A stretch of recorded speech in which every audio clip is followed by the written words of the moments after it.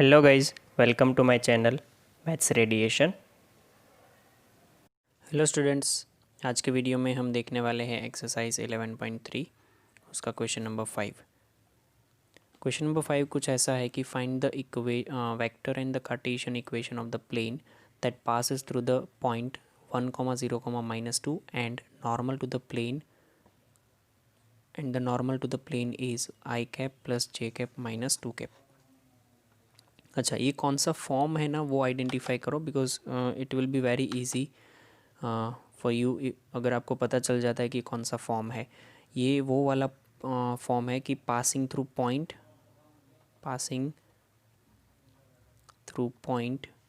एक पॉइंट दिया गया होगा और नॉर्मल दिया गया होगा, राइट। तो उस टाइम पे इक्वेशन क्या रहती थी, वेक्टर इक्वेशन ऑफ प्लेन क्या रहती थी, आप एक बार रिफ़र कर लेना तो पता चल जाएगा। r minus A vector dot N vector is equal to zero, ये इसका वेक्टर फॉर्म रहता था। तो बस अब पहले क्वेश्चन में जो आपको जो भी चाहिए ना, वो सारा दिया हुआ है सपोज़ ए में। तो मैं आपको यहाँ पे बोलूँ कि जो पॉइंट दिया है ना, उसके हिसाब से उसका वो वेक्टर पोजीशन वेक्टर क्या हो जाएगा, आई कैप प्लस 0 जे कैप है तो -2 कैप मैं सीधा लिख सकता हूँ। और नॉर्मल टू द प्लेन तो आपको दिया गया ही है, I cap plus J cap minus के कैप। बस आपका काम है कि वो वेक्टर फॉर्म में आप लिख दो उसको, वेक्टर फॉर्म। तो वो आर, यहाँ पे मैंने पूरा इक्वेशन लिखा हुआ है, तो ये R vector minus I cap minus 2 के कैप, ओके। और इनटू डॉट में वेक्टर मेरे पास ये भी है, I cap plus J cap minus के cap is equal to zero, ठीक है। आप इसमें चाहो तो ऐड भी कर सकते हो चीज़ें। वो कैसे हो जाएगी, देखो ये जो सब्ट्रैक्शन है वो ऐसा हो जाएगा। आर वेक्टर क्या होता है वो आपको पता है, एक्स आई cap plus y j cap plus के जेड के कैप। तो उसके हिसाब से अगर एक्स आई cap plus y j cap plus Z के कैप अगर मैं लगा रहा हूँ तो माइनस करके आई कैप माइनस 2 के कैप यहाँ पे हो जाएगा। डॉट में ये i cap plus J cap minus के cap is equal to zero. तो ये यहाँ पे बनेगा x minus 1 i cap plus y j cap plus z minus minus plus 2 के कैप, डॉट में i cap plus J cap minus के cap is equal to zero. तो ये वेक्टर फॉर्म हो गया पूरा, है ना। अगर इसका आपको कार्टेशियन फॉर्म चाहिए तो इसका डॉट प्रोडक्ट कर दो, कार्टेशियन फॉर्म। देखो कार्टेशियन फॉर्म मतलब ये आई और आई का डॉट प्रोडक्ट होगा तो ये x माइनस 1 बचेगा, y और j का होगा तो वो प्लस y बचेगा, z प्लस 2 इंटू के होगा तो minus z minus 2 is equal to zero, which means cartesian form x plus Y minus Z minus 3 is equal to zero. अच्छा, ये हो जाएगा x plus Y minus Z is equal to 3, ये Cartesian form हो जाएगा, है ना। Similarly आप ये दूसरा क्वेश्चन जो यहाँ पे मैंने लिखा हुआ है वो भी आपसे हो जाएगा सेम, इसमें सेम फंडा है, कोई डिफरेंट नहीं है, ठीक है। चलिए तो हम देखते हैं अभी क्वेश्चन नंबर 6। फॉर्म याद करोगे कौन सा है, और बाकी तो सब काम आपसे हो ही जाएगा। चलो, ये यहाँ पे इन्होंने पूछा है कि find the equation of the plane that passes through 3 point. अच्छा, 3 पॉइंट में से पास होने वाला आपको प्लेन जो है वो फॉर्म भी पता है, बट कंडीशन वहाँ पे वो थी कि ये 3 पॉइंट जो है वो नॉन कोलिनियर होने चाहिए, नॉन कोलिनियर, राइट, यानी कि कोलिनियर नहीं होने चाहिए। तो कोलिनियर है कि नहीं वो कैसे चेक करते, समझ लो कि तीनों पॉइंट अगर कोलिनियर नहीं है तो वो कुछ ऐसे होंगे, मतलब कि they will always form a triangle if they are not collinear, remember it, they will always form a triangle if they were not इनको दे वर नॉट कोलिनियर। अगर कोलिनियर नहीं है तो कोलिनियर नहीं है, सॉरी, हाँ कोलिनियर नहीं है तो ट्राइंगल बनाएंगे हर बार, अगर कोलिनियर है तो वो ट्राइंगल नहीं बनाएंगे। तो वो चेक करने के लिए यहाँ पे पॉइंट मैं ले लेता हूँ पहला कि लेट ए 1,1,1 -1, बी जो है वो हो जाएगा 6,4, -5 एंड सी जो है वो हो जाएगा -4, -2, 3। अच्छा, ये कोलिनियर है कि नहीं वो चेक करने के लिए हमारे पास मेथड है कि इसका डिटर्मिनेंट बना लो। 1 1 -1, 6 4 -5, -4 -2 3। अच्छा, ये डिटर्मिनेंट अगर ज़ीरो आ रहा है, ऑलवेज रिमेंबर कि डिटर्मिनेंट अगर ज़ीरो आ रहा है दैट मीन्स कि वो कोलिनियर है, क्योंकि डिटर्मिनेंट उसका ही ज़ीरो आता है जिसका ट्राइंगल नहीं फॉर्म होता है। अगर determinant is not equal to zero then it is non collinear, बराबर। तो यहाँ पे ये डिटर्मिनेंट मैं चेक करूँ तो ये 12 -10 हो जाएगा, -1 -12 माइनस माइनस +16 हो जाएगा, -1 -12। अच्छा, ये रॉन्ग है बीच वाला, 18 -20 ऐसा होगा, -1 तो ये -12 +16 इस टाइप से कुछ होगा। तो मतलब कि ये 2 हुआ, ये -2 तो ये भी +2 हो जाएगा। यहाँ पे आपके पास बचेगा +4 बट माइनस है बाहर तो -4 इज इक्वल टू 0। इसका मतलब क्या हुआ, डिटर्मिनेंट 0 है। इसका मतलब कि here A, B and C are collinear points, right? So that means there were infinite planes,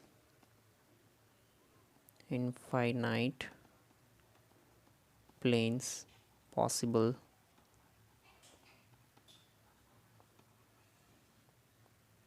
passing through them,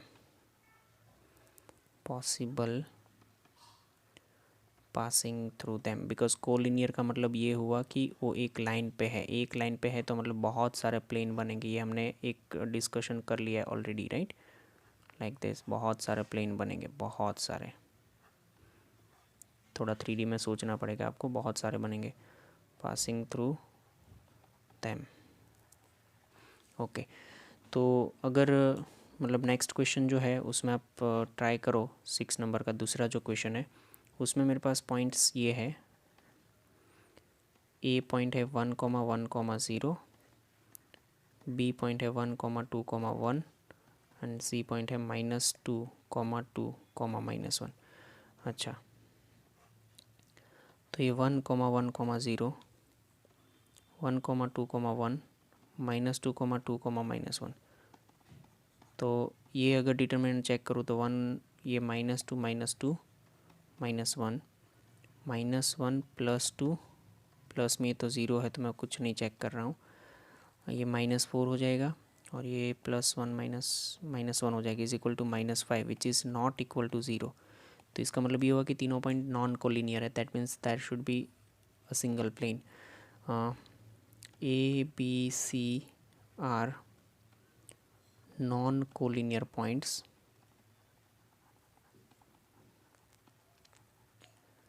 so there passes a unique plane from 3 given points। एक unique point plane पास होगा ये तीनों plane से, तो उसका formation क्या है, equation of plane, वो आपने देखा हुआ है, क्या है इसका इक्वेशन, वो किसी को याद नहीं है तो मैं यहाँ पर लिख देता हूँ, x - x1, y - y1, z - z1, y x2 - x1, x3 - x1, y2 - y1, y3 - y1, z3 - z1, z2 - z1, right, is equal to 0। अच्छा, तो ये हो जाएगा x - x1, आपके पास तीनों पॉइंट है, आप एक को x1 y1 z1 कंसिडर करके चल सकते हो। तो ये x - 1, नीचे क्या बनेगा आपके पास, x3 - x1 में है तो 1 - 1 -2 -1, y - 1 2 -1 2 -1, z - 1 नहीं, z - 0, और यहाँ पे बनेगा Z2 minus Z1, Z2 minus Z1 मतलब 2 minus 2, Z2 minus Z1 2 minus 1 आएगा। अच्छा 2 minus 1 and Z3 minus Z1 minus 1 minus 0। Fine, तो ये कुछ ऐसा मिल रहा है हमें इज इक्वल टू 0 कि x minus 1 0 minus 3 y minus 1 1 1 z ये 1 और ये माइनस 1 इज इक्वल टू 0। इसको क्या करूँ मैं, x माइनस 1 ऐसे ही, यहाँ पे माइनस 1 माइनस y माइनस 1 ऐसे ही ब्रैकेट में हो जाएगा ये 0 माइनस माइनस प्लस 3 प्लस में ये 2, तो 0 minus plus 3 is equal to 0। अच्छा तो ये माइनस 2 यहाँ पे मल्टीप्लाई करो तो माइनस 2x प्लस 2 है ना, ये 3 यहाँ पे मल्टीप्लाई करो माइनस 3y प्लस 3। ओके, फिर यहाँ पे जो z के साथ था वो 3z होगा इज इक्वल टू 0। तो अगर प्लस बना है इसको तो ये 2x plus 3y minus 3z, ये minus 2 minus 3 is equal to, तो प्लस में जाएंगे 5 हो जाएगा। ठीक है, तो this is the equation, required equation जो उन्होंने मांगा हुआ था जब 3 पॉइंट गिवन हो। पहले आपको चेक करना पड़ेगा कि वेदर दे आर कोलिनियर और नॉट। अगर कोलिनियर है तो इनफाइनाइट प्लेन बनेंगे, कोलिनियर नहीं है तो एक ही प्लेन बनेगा। कैसे, वो मैंने समझाया। Moving to the next one, that is question number 7, find the intercept cut by the plane. ये रहा 2x plus Y minus Z is equal to 5। अच्छा, इंटरसेप्ट फॉर्म में यहाँ पे याद दिला दो, x by A Y by B is equal plus Z by C is equal to 1। तो इसको करते हैं ना 2x बाई 5, देखो इज इक्वल टू तो 1 लाना है हमें, तो 5 से डिवाइड कर लो, y by 5 minus Z by 5 is equal to 1। अच्छे से लिख रहे हैं तो x के नीचे क्या दिखेगा, ये 5/2 प्लस y के नीचे क्या दिखेगा 5/1 प्लस z के नीचे क्या दिखेगा -5/1, बिकॉज ये हमें प्लस चाहिए is equal to 1। Comparing with, इसके साथ कंपेयर कर दो, x upon A y upon B z upon C is equal to 1।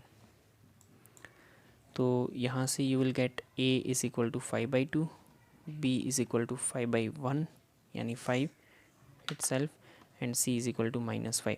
तो ये इंटरसेप्ट जो उन्होंने बोले थे कि क्या कट होंगे, तो x इंटरसेप्ट की वैल्यू 5/2 है, y इंटरसेप्ट 5 है एंड z इंटरसेप्ट -5 है। क्लियर है? ओके, चलो नेक्स्ट क्वेश्चन देखते हैं, दैट इज़ क्वेश्चन नंबर 8। बहुत ईजी है बट इंटरेस्टिंग है। Find the equation of the plane with intercept 3 on y axis. अच्छा, y एक्सिस का इंटरसेप्ट दिया है b is equal to 3 and parallel to ZOX। ZOX का मतलब ये है कि एक्स जेड प्लेन के पैरेलल है। अगर मैं आपको याद दिलाऊं कि equation of the plane X Z plane की इक्वेशन होती है y is equal to 0, right. अगर उसके पैरेलल, अच्छा, equation of plane parallel to X Z plane, वो क्या हो जाएगा y is equal to A या b वाला फॉर्म, कुछ भी, बराबर। तो y is equal to b मतलब कि उन्होंने b दिया हुआ है, तो y is equal to 3 is the equation of this given plane. बहुत सिंपल सा क्वेश्चन था बट आपको समझना ज़रूरी है, राइट। उन्होंने यही बोला है कि y इंटरसेप्ट की वैल्यू 3 है, तो आपका प्लेन जो है y एक्सिस को ही कट करता है और किसी को कट नहीं करता, बाकी एक्स जेड के तो पैरेलल है, मतलब उसको तो छुएगा भी नहीं वो, तो वैल्यू हो जाएगी y is equal to 3। Question number 9, concept को समझना है, बाकी बिल्कुल आसान हो जाएगा सब।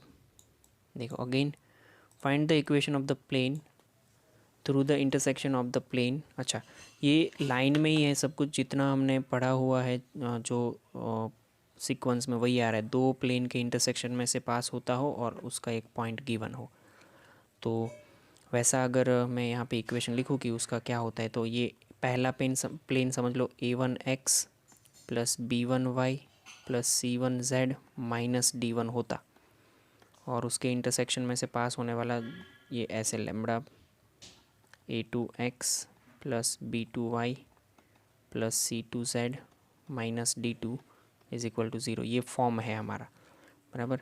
तो इक्वेशन हम यहाँ से ढूंढ लेंगे कि इक्वेशन ऑफ रिक्वायर्ड प्लेन,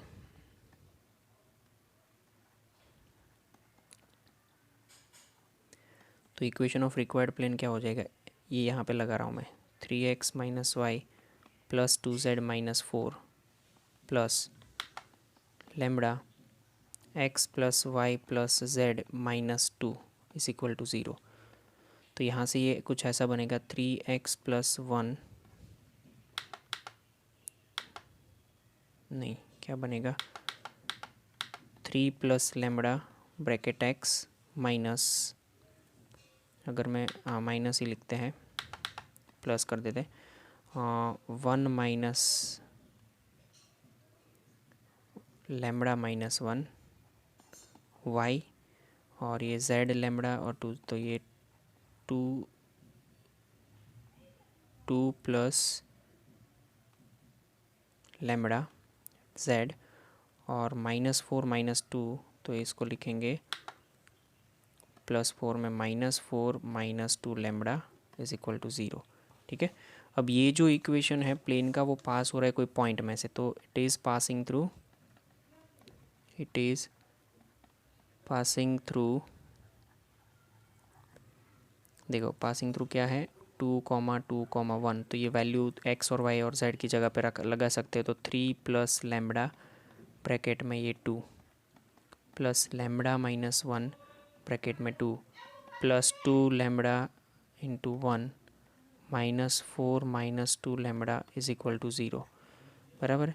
अच्छा, इसको हम क्या लिख सकते हैं कि 6 plus 2 lambda plus 2 lambda minus 2 plus 2 plus lambda minus 4 minus 2 lambda is equal to 0। 2 lambda cancel, 2 lambda plus ये तो 3 लैम्बडा हो जाएगा, 6 माइनस 2 4 प्लस 2, ये दोनों कैंसिल, ऐसे ही करो ना, 6 माइनस 4 मतलब plus 2 is equal to 0, which will give you the value of lambda is equal to minus 2/3, and we have to find the equation of plane. अभी भी इक्वेशन ऑफ प्लेन हमें नहीं मिला है, तो हमारे पास ये जो इक्वेशन था यहाँ पे उसमें वैल्यू पुट करनी है आपको, वही है। Consider this equation 1, put lambda is equal to minus 2/3, put lambda is equal to minus 2/3 in equation 1। अच्छा, इक्वेशन 1 में आप ये लगाओगे तो कैसा बनेगा देख लेते हैं।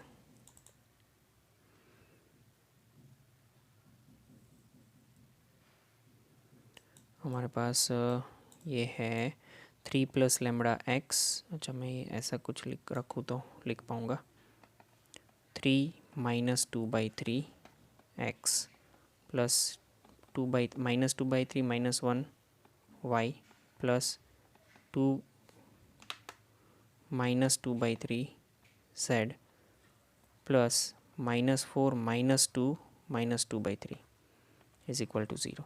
ठीक है, now we have to solve it. So मैंने सिर्फ लैम्बडा की वैल्यू पुट करी है, 9 minus 2/3 x plus minus 2 minus 3/3 y plus 6 minus 2/3 z plus ये माइनस माइनस प्लस हो जाएगा, तो यहाँ पे minus 12 plus 4/3 is equal to 0। Consider कर लो ये 7x माइनस ये 5y प्लस ये 6 नहीं बट 4z माइनस 8 होगा, ये माइनस 8 और होल डिवाइडेड बाई 3 बिकॉज सबका डिनोमिनेटर सेम हो गया is equal to 0, which means ये हो जाएगा 7x minus 5y plus 4z minus 8 is equal to 0। ये हमारा रिक्वायर्ड इक्वेशन है प्लेन का, बराबर। सिमिलरली आपको ये पता चलता जाएगा कि अब जैसे जैसे सीक्वेंस में आगे बढ़ रही है कि क्या काम हमने सीखा है, क्या क्या फॉर्मूला सीखा और कैसे हमें यहाँ पे यूज़ करना है। देखो क्वेश्चन नंबर 10 देखते हैं। क्वेश्चन नंबर 10 वही है बस आपको उसमें भी थोड़ा सा अलग दिया है फॉर्म की। Find the vector equation of the plane passing through the intersection of. अच्छा, इसमें उसमें जैसे कार्टेशियन बोला था, नहीं बोला था, बट हमने कार्टेशियन फाइंड किया बिकॉज उन्होंने बोला नहीं था वेक्टर का। और यहाँ पे हमें जो है वेक्टर फॉर्म करना है पासिंग थ्रू। सिमिलर कंडीशन है, कुछ डिफरेंट नहीं करना है आपको। तो पहला पॉइंट, पहला जो वेक्टर है आपके पास ऐसा है n1 is equal to D, और दूसरा होगा वो ऐसा होगा r.n2 into d is equal to d2, ये d1। तो इन दोनों के इंटरसेक्शन में से पास होने वाला प्लेन हम कैसे लिखते थे, याद कर लो, r(n1), अच्छा ऐसा है r(n1) plus lambda n2 is equal to d1 plus lambda d2। ठीक है, तो वही चीज़ हमें यहाँ पे करनी है। आपके पास ये सभी चीज़ आ गई है। ये अगर है r.2i plus 2j minus 3k is equal to 7, तो इधर से आपको दो वैल्यू मिल रही है कि n1 वेक्टर जो है वो आपको दिया गया है 2i plus 2j minus 3k, and d1 vector जो है आपको मतलब d1 वेक्टर नहीं बट d1 की वैल्यू, तो मुझे ये d1 इज इक्वल टू 7 लिखना पड़ेगा। सिमिलरली दूसरा है आपके पास plane 2i plus 5j plus 3k is equal to 9, तो यहाँ से आपको ये मिलेगा n2 2i 5j 3k and d2 is equal to 9, right. चलिए, तो इक्वेशन ऑफ प्लेन किसके हिसाब से लिखना है, r vector dot n vector plus lambda time n2 vector is equal to d1 plus lambda times d2। Fine, तो ये r vector n1 आपके पास है 2i 2j minus 3k plus lambda times 2i 5j 3k is equal to d1 मतलब कितना है 7 plus lambda, ये जो है वो 9 लैम्बडा। अच्छा, तो इसको 7 प्लस 9 लैम्बडा लिख सकता हूँ मैं। ओके फाइन, अब समझो इसको। इन्होंने ये बोला हुआ है कि आपका जो वेक्टर है वो पास हो रहा है किस में से, 2,1,3 में से, बराबर। तो अगर वो 2,1,3 में से पास हो रहा है, इसका मतलब ये हुआ कि ये जो r वेक्टर है उसमें x y z की वैल्यू क्या रखनी होगी। देखो, ये r वेक्टर हमारा होगा xi plus yj plus zk, फिर वो यहाँ पे मल्टीप्लाई करेंगे और फिर वहाँ पे एक्स वाई जेड की वैल्यू क्या रखेंगे 2,1,3, है ना, क्योंकि वो पॉइंट में से पास हो रहा है। तो उससे अच्छा मैं इसको ऐसे ही ले लूँ 2i plus 1j plus 3k, right. यहाँ पर लिखो कि as this plane is passing through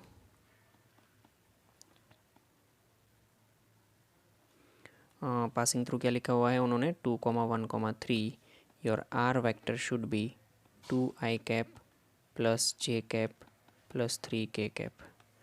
okay, इसमें वैल्यू पुट करते हैं तो ये 2i plus j plus 3k।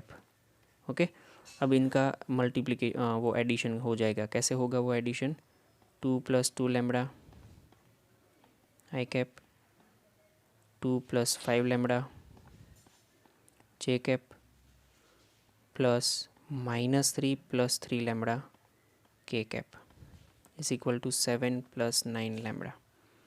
Okay, again ये डॉट प्रोडक्ट करना है हमें, तो i का i के साथ ये यहाँ पे 4 plus 4 lambda plus 2 plus 5 lambda minus 9 minus नहीं but plus 9 lambda is equal to 7 plus 9 lambda.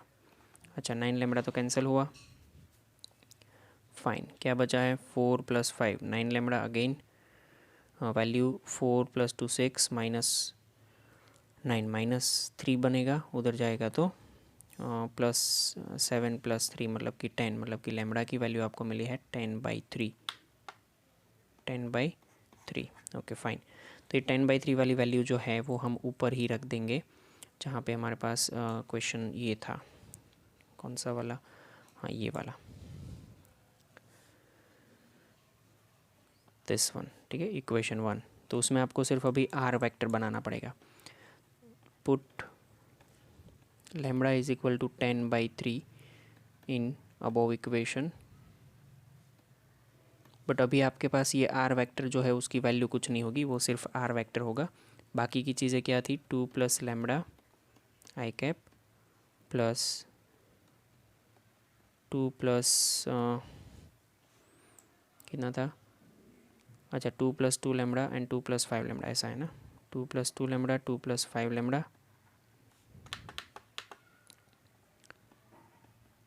J cap और प्लस -3 + 3 लैम्बडा के कैप इज इक्वल टू में 7 + 9 लैम्बडा।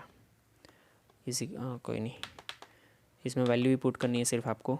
तो देख लीजिए ये आर वेक्टर डॉट 2 + 2 लैम्बडा मतलब कि 2 + 20/9 इंटू आई कैप प्लस 2 + 50/9 इंटू जे कैप -3 + 30/9 के कैप इज इक्वल टू 7 + 90/9, है ना। ओके फाइन, तो ये कुछ ऐसा हो जाएगा यहाँ से कि r vector dot 18 + 20/9 i cap 18 + 50/9 j cap -27 + 30/9 के कैप इज इक्वल टू ये हो जाएगा 10 + 7 17। then you will get r vector is equal to 18 + 20 38/9 I cap 18 + 50 68/9 j cap plus 3/9 के कैप इज इक्वल टू 17। अच्छा अगर मैं 9 जो है वो कॉमन निकाल दूँ और सामने मल्टीप्लाई कर दूँ तो ये हो जाएगा r vector into 38 i cap plus 68 j cap plus 3 k cap 17 9 ज़ा 153। तो ये है वो इक्वेशन जो उन्होंने मांगी हुई है, ठीक है। ओके नेक्स्ट क्वेश्चन देखते हैं अभी। नेक्स्ट क्वेश्चन है question number 11, find the equation of the plane passing through the line of the intersection of the plane. अच्छा दो प्लेन के इंटरसेक्शन में से पास होने वाला ही क्वेश्चन है, which is perpendicular to the plane this. अच्छा ये प्लेन के वापस वो परपेंडिकुलर भी होनी चाहिए, बराबर। तो अभी इसमें फंडा क्या है वो समझना है आपको कि इसमें ये क्वेश्चन वो बाकी तक क्वेश्चन से कैसे अलग है। आपको पता है कि ये दोनों के इंटरसेक्शन में से पास होने वाला प्लेन अगर पूछा है तो मैं ऐसे लिख सकता हूँ कि plane passing through the intersection of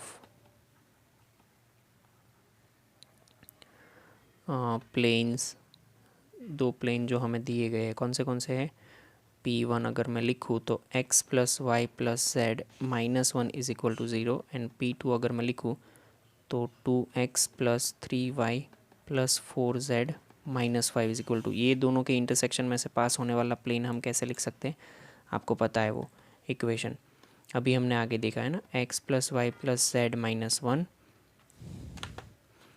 plus lambda times 2x + 3y + 4z -5 is equal to 0, ये इक्वेशन मिला वो, बराबर। अभी समझो आगे क्या करना है। अच्छा इसको थोड़ा आगे लिख देते हैं, इसको इक्वेशन 1 मत कहो, आगे लिख देते हैं। तो ये ऐसा हो जाएगा ना, 1 + 2 lambda x plus 1 + 3 lambda y plus 1 + 4 lambda z plus -1 - 5 lambda is equal to 0। तो ये कुछ हुआ हमारा इक्वेशन नंबर 1। अच्छा इसके डायरेक्शन रेशियोज़ क्या होंगे, डायरेक्शन रेशियोज़ ऑफ प्लेन क्या होते वो, ये l x m y n z के हिसाब से आपको पता है कि इसका डायरेक्शन रेशियोज हो जाएंगे 2 lambda plus 1, 3 lambda plus 1, 4 lambda plus 1, ये डायरेक्शन रेशियोज होंगे। अब दूसरा प्लेन जो दिया ना वो इससे परपेंडिकुलर है, तो उसके डायरेक्शन रेशियोज में लिख रहा हूँ कि direction ratios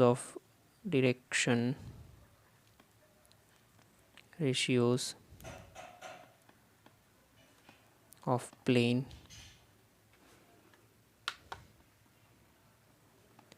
perpendicular to it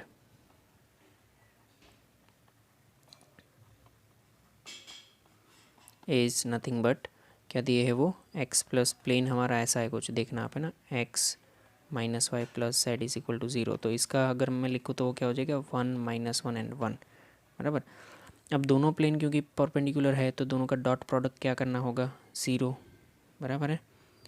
तो देखो डॉट प्रोडक्ट दोनों का 0, अच्छा दोनों परपेंडिकुलर है तो डायरेक्शन रेशियोज में ऐसा है कि A1 A2 plus B1 B2 plus C1 C2 is equal to 0, आपको ये पता है। तो ये A1 है, ये A2 है, B1 है, B2 है, C1 है, C2 है। यहाँ पे लिखना है कि both plane are perpendicular, both the planes are perpendicular। तो A1 A2 मतलब कि 2 लैम्बडा प्लस 1 वो ऐसे ही होगा। अच्छा फिर यहाँ पे माइनस है तो -3 lambda minus 1 plus 4 lambda plus 1 is equal to 0, which means आपके पास लैम्बडा की वैल्यू क्या मिलेगी, 2 - 3 - 1 प्लस 4 मतलब कि 3 plus 3 plus 1 - 1 cancel, plus 1 is equal to 0। तो लैम्बडा इज इक्वल टू -1/3, ये वैल्यू मिल गई आपको लैम्बडा की। ओके फाइन, चलो अभी क्या देखना है हमें कि इक्वेशन तो अभी मिली है नहीं, तो इक्वेशन भी ढूंढ लेते हैं। ये आपको रखना है इक्वेशन 1 में लैम्बडा की वैल्यू, बराबर। मैं यहाँ पे करवा लेता हूँ आपको कि put lambda is equal to -1/3 in equation 1। Fine, 1 plus 2/3 but वो माइनस हो जाएगा, तो 1 minus 2/3 x plus 1 minus 3/3 y plus 1 minus 4/3 z और -1 - 5 जो है वो प्लस -1 - 5/3 इज इक्वल टू 0। तो ये क्या बनेगा, 3 - 2 मतलब 1/3 एक्स प्लस 3 - 3 0 y/3 -1 हो जाएगा ना, ये -1/3 जेड और ये -3 - 5 -8/3 इज इक्वल टू 0। अभी सब में से x कैंसिल हो जाएगा, प्लस नहीं but minus z -8 is equal to 0। तो x - z is equal to 0। अच्छा ये प्लस रह जाएगा तो 3 2 आएगा ऊपर, माइनस ही प्लस आएगा 2,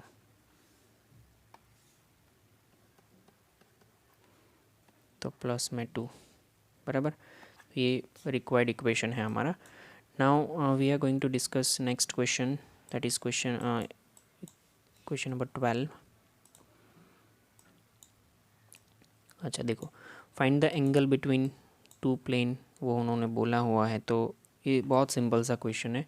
आपको पता है कि r vector dot n1 vector is equal to d है, r vector dot n2 vector is equal to d1 d2 है, जो भी है ना। अच्छा d1, तो यहाँ से आपको n1 वेक्टर की वैल्यू मिलेगी 2i cap 2j cap -3k cap. n2 vector क्या मिलेगा, 3i cap -3j cap plus 5k cap, बराबर। तो यहाँ से कॉस थीटा आपको पता है कि कैसे निकालते हैं, n1 dot n2 upon n1 sorry mod n1 into n2। Okay, theta is equal, अच्छा cos theta is equal to लिखो ना, मैं वैल्यू ही डालनी है सिर्फ। उसके लिए पहले n1 डॉट n2 फाइंड कर लो। n1 dot n2 2i cap 2j cap 3k cap dot 3i minus 3j plus 5k। तो ये 6 माइनस 6 माइनस 15 विच मीन्स ये हो जाएगा -15।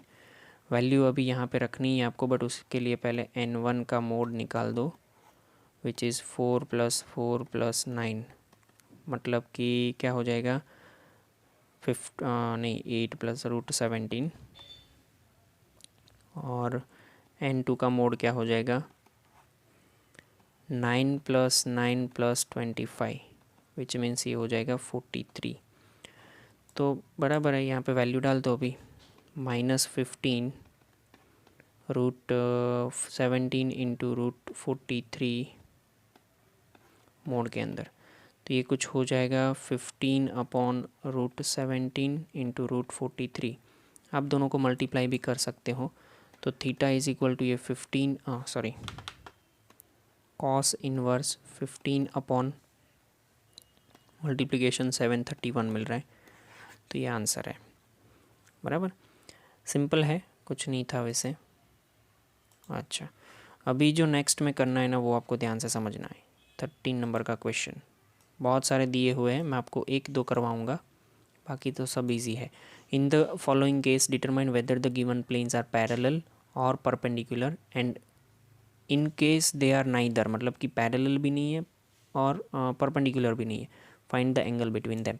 अच्छा, पहले ये समझो कि पैरेलल और परपेंडिकुलर देखते कैसे है, कैसे डिसाइड करेंगे कि अगर देखो परपेंडिकुलर होंगे तो क्या होना चाहिए परपेंडिकुलर।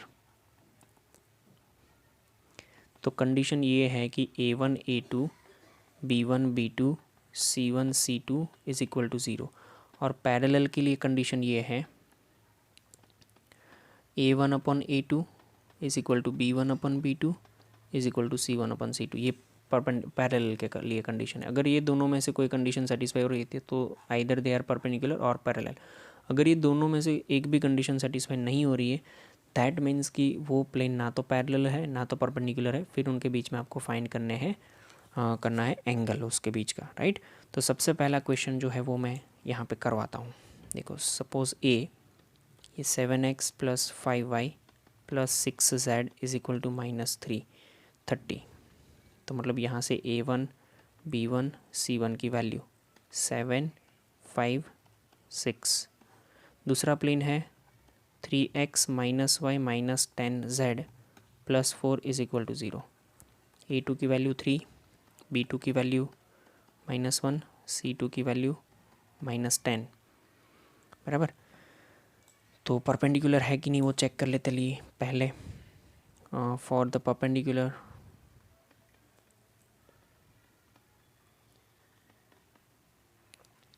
तो A1 A2 + B1 B2 + C1 C2 इसकी वैल्यू ढूंढते हैं। 7 × 3 + 5 × 1 + 6 × -10, 21 + 5 -30 अरे -60। तो 26 - 60 करना है आपको, मतलब कि वो हो जाएगा -44 which is not equal to 0। मतलब कि plane 1 is not perpendicular to plane 2। Plane 1 and plane 2 are not perpendicular.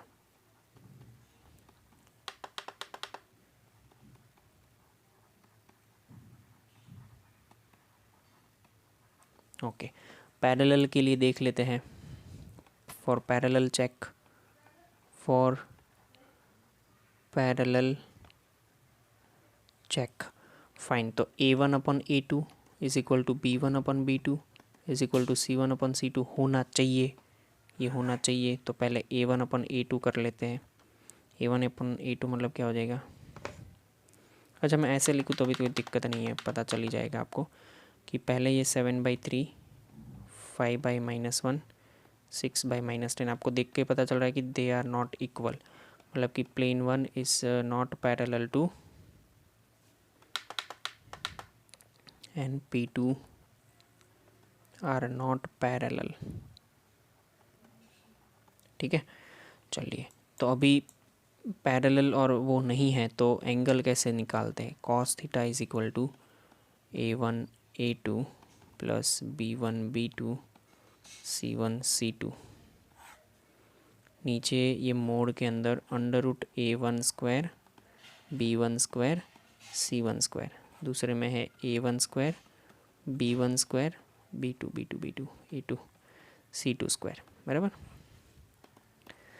तो ये हो जाएगा मेरे पास, अभी हमने ढूंढा -44 √ में 49 + 25 + 36, दूसरे √ में 9 + 1 + 100, मतलब कि ये कुछ बनेगा आपके पास 44/100 विच मीन्स 110, सॉरी, क्योंकि दोनों 110 बन रहा है, देख लो, बराबर। तो ये हो जाएगा 11 से काम चलेगा, 11 4 एंड 11 10, मतलब कि 2/5 which means theta is equal to cos inverse 2/5, बराबर। अगर पैरेलल हुआ या परपेंडिकुलर हुआ तो आपको फिर आगे एंगल फाइंड करने की ज़रूरत नहीं है, तो सिमिलरली आपको इसके बाकी के क्वेश्चंस भी करने हैं, ठीक है। चलिए नेक्स्ट क्वेश्चन है क्वेश्चन नंबर 14। तो क्वेश्चन नंबर 14 में क्या है वो समझो कि आपको पॉइंट भी दिया गया है, प्लेन भी दिया गया है। In the following cases find the distance of the given points from the corresponding plane. तो बहुत सिंपल सा डिस्टेंस का फॉर्मूला है कि d is equal to a1x ax1 by1 cz1 minus d capital upon √a² + b² + c²। तो आपके पास point भी है, प्लेन भी है, वैल्यू डाल दो, काम हो जाएगा। 3 ब्रैकेट 0 -4 ब्रैकेट 0 + 12 ब्रैकेट 0, 3 को इधर लेके आएंगे तो -3 हो जाएगा, है ना। तो -3 अपॉन में √3 का स्क्वायर मतलब 9, 4 का स्क्वायर 16, 12 का स्क्वायर 144। तो डिस्टेंस आपको कुछ मिलेगा मोड में, ये 3 -3 जो भी है, 144 + 16 160 + 9 169, बराबर। तो डिस्टेंस आपका हो जाएगा यहाँ पे 3/13, ठीक है। सेम फार्मूला पे आपको बाकी के तीनों क्वेश्चन फाइंड करने हैं। होमवर्क में आपके लिए ये एक्सरसाइज पूरा है 11.3 ख़त्म करो, एग्जाम्पल 11.3 के ख़त्म करो और वो आज के होमवर्क में सेंड करो, राइट। चलो यहाँ तक रखते हैं, थैंक यू। तो गाइज थैंक यू।